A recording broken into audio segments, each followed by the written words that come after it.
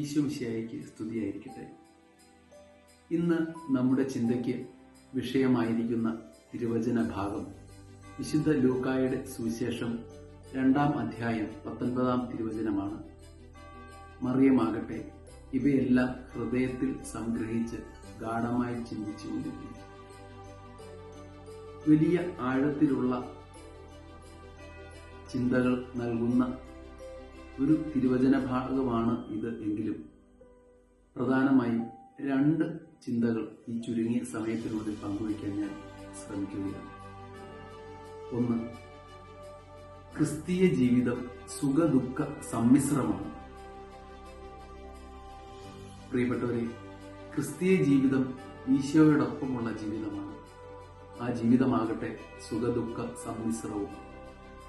ലോകരക്ഷകന്റെ മാതാവാകുവാൻ ഭാഗ്യം ലഭിച്ച പരിശുദ്ധ അമ്മയുടെ ജീവിതത്തിലും സുഖദുഃഖ സമ്മിശ്രത പ്രകടമാണ്. കർത്താവിന്റെ ദൂതൻ ഇടയന്മാരുടെ അടുത്തെത്തി പറഞ്ഞ സന്തോഷത്തിന്റെ സദ്വാർത്ത മറ്റുള്ളവരെ അറിയിക്കുന്നത് കേട്ടപ്പോഴാണ് മറിയം ഇവയെല്ലാം ഹൃദയത്തിൽ സംഗ്രഹിച്ച് ഗാഢമായി ചിന്തിച്ചുകൊണ്ടിരുന്നത്. ലോകരക്ഷകന്റെ മാതാവാകാൻ വിളിക്കപ്പെട്ടിട്ടും മറിയം അമിതമായി സന്തോഷിച്ചില്ല, അഹങ്കരിച്ചില്ല.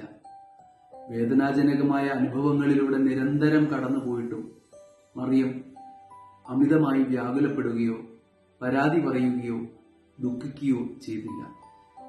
നമ്മുടെ ജീവിതത്തിലും നേട്ടങ്ങളും വളർച്ചകളും ഉണ്ടാകാറില്ലേ? തകർച്ചകളും വീഴ്ചകളും നമുക്കും ഉണ്ടായിട്ടില്ലേ? ഇവയിലൊന്നിലും അമിതമായി സന്തോഷമോ ദുഃഖമോ ആവശ്യമില്ലെന്ന് പരിശുദ്ധ അമ്മ നമ്മെ പഠിപ്പിക്കുന്നു. 2ാമത്തെ ചിന്ത, ക്രിസ്തീയ ജീവിതത്തിൽ ദൈവത്തിന്റെ സംരക്ഷണം ഉറപ്പാണ് എന്നതാണ്.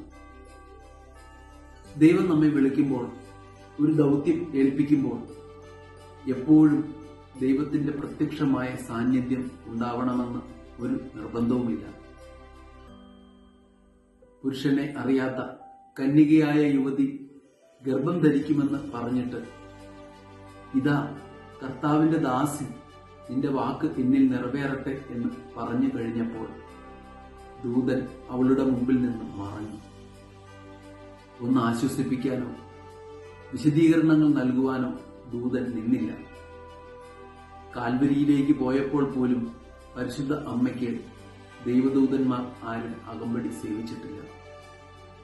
ദൈവം കൂടെയുണ്ട് എന്ന ഉറച്ച വിശ്വാസത്തിൽ നിന്റെ വാക്ക് എന്നിൽ നിറവേറട്ടെ എന്ന് പറഞ്ഞ മറിയം കർത്താവിന്റെ ദൂതന്മാർ ആട്ടിടയരോട് പങ്കുവച്ച സദ്വാർത്ത കേൾക്കുമ്പോഴും വിശ്വാസത്തോടെ അത് ഹൃദയത്തിൽ സംഗ്രഹിച്ചു. പ്രത്യക്ഷമായ യാതൊരു അടയാളങ്ങളും സാന്നിധ്യവും മറിയത്തിന് ഇല്ലായിരുന്നു എങ്കിലും ദൈവത്തിന്റെ സംരക്ഷണം എപ്പോഴും ഉണ്ടായിരുന്നു. നമ്മുടെ ജീവിതത്തിലും പലവിധ അദൃശ്യ സംരക്ഷണങ്ങൾ നമുക്ക് ലഭിച്ചിട്ടുമുണ്ട്. അത് സംരക്ഷണമായിരുന്നു എന്ന് പോലും പിന്നീട് എപ്പോഴെങ്കിലുമാണ് നാം തിരിച്ചറിയുന്നത്. നമ്മെ പൂർണ്ണമായും ദൈവത്തിന് സമർപ്പിച്ച് സംഗ്രഹിച്ചാൽ നമ്മുടെ സമർപ്പണം ദൈവം ഏറ്റെടുക്കുകയും നാം ഉറപ്പായ സംരക്ഷണത്തിലാവുകയും ചെയ്യും. ദൈവിക സംരക്ഷണം നമുക്ക് ഉറപ്പാണെന്നും ക്രിസ്തീയ ജീവിതത്തിൽ സുഖദുഃഖം സമ്മിശ്രമായിട്ടുണ്ടാവും എന്ന തിരിച്ചറിവോടെ തിരുപ്പിറവിക്കായി നമുക്ക് ഒരുങ്ങാം.